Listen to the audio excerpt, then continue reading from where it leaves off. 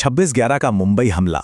देखिए, ये सिर्फ एक तारीख नहीं है, ये संकट प्रबंधन यानी क्राइसिस मैनेजमेंट की एक ऐसी केस स्टडी है जो हमें आज भी बहुत कुछ सिखाती है। तो आज हम लोग मिलकर उन अनसुनी चेतावनियों की पड़ताल करेंगे और ये समझने की कोशिश करेंगे कि उस रात मुंबई में चूक आखिर हुई कहां और कैसे। 26 नवंबर 2008, मुंबई, भारत की धड़कन।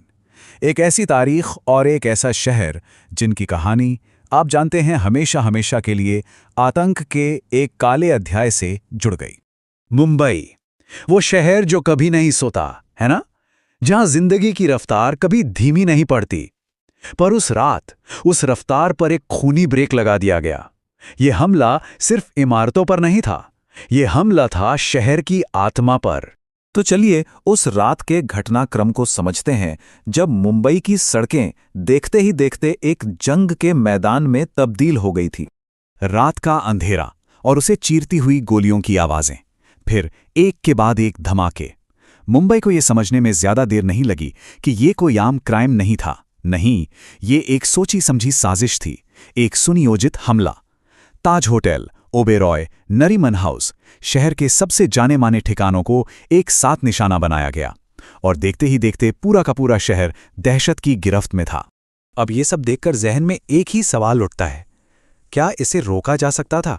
क्या कोई ऐसा सिग्नल था, कोई ऐसा संकेत था जिसे अनदेखा कर दिया गया? और यही सवाल हमें इस पूरे विश्लेषण के सेंटर में ले जाता है। इसके लिए हमें वक्त में थोड़ा पीछे चलना होगा, उन चेतावनियों की दुनिया में जिन्हें शायद सुना तो गया पर ठीक से समझा नहीं गया। हमले से कुछ हफ्ते पहले इंटेलिजेंस एजेंसियों को समुद्री रास्ते से घुसपैठ के संकेत मिले थे। फिर कुछ दिन पहले कोस्टल एरिया में कुछ संदिग्ध गतिविधियों की खबरें आईं और आखिर में एक बहुत ही स्पेसिफिक चेतावनी मिली कि होटल्स और भीड़भाड़ वाली जगहों को निशाना बनाया जा सकता है। मतलब खतरे की घंटी तो बज रही थी, लगातार बज रही थी।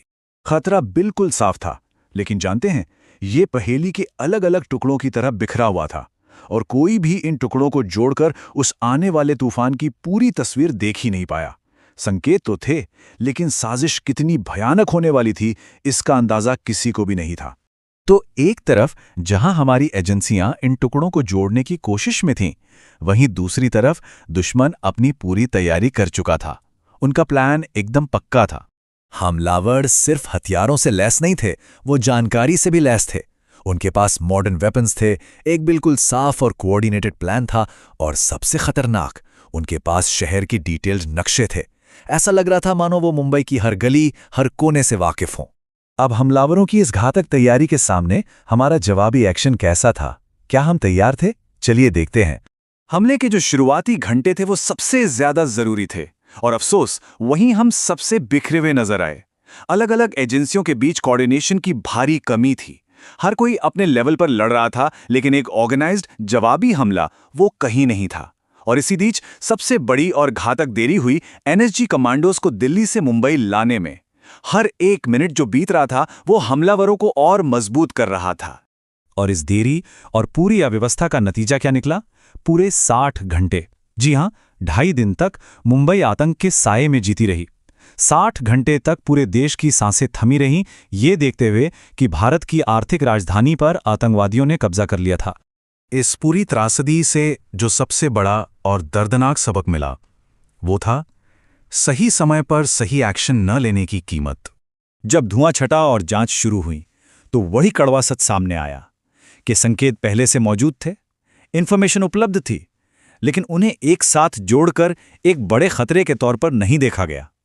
और यही हमारी सबसे बड़ी इंटेलिजेंस विफलता थी, failure to connect the dots. Security policy की दुनिया में इसे एक क्लासिक इंटेलिजेंस फेलियर का मामला कहा जाता है। और समझिए, इसका मतलब ये बिल्कुल नहीं है कि जानकारी थी ही नहीं। जानकारी तो थी, असल विफलता थी उन बिखरे हुए टुकड़ों को, उस डेटा को सही समय पर एक साथ जोड़कर एक निर्णायक एक्शन में बदलने की। और यही 26/11 का सबसे बड़ा सबक है। खुफिया जानकारी का ढेर तब तक बेकार है जब तक उसे सही समय पर सही लोगों के द्वारा सही फैसलों में न बदला जाए। तो सवाल आज भी वही है और शायद पहले से कहीं ज्यादा जरूरी है। आज के इस इंफॉर्मेशन ओवरलोड के युग में जहां हर तरफ सूचनाओं का शोर है, हम ये कैसे सुनिश्चित करें कि सही चेतावनियों को बहुत देर होने से पहले सुना जाए? इस पर सोचना बहुत जरूरी है।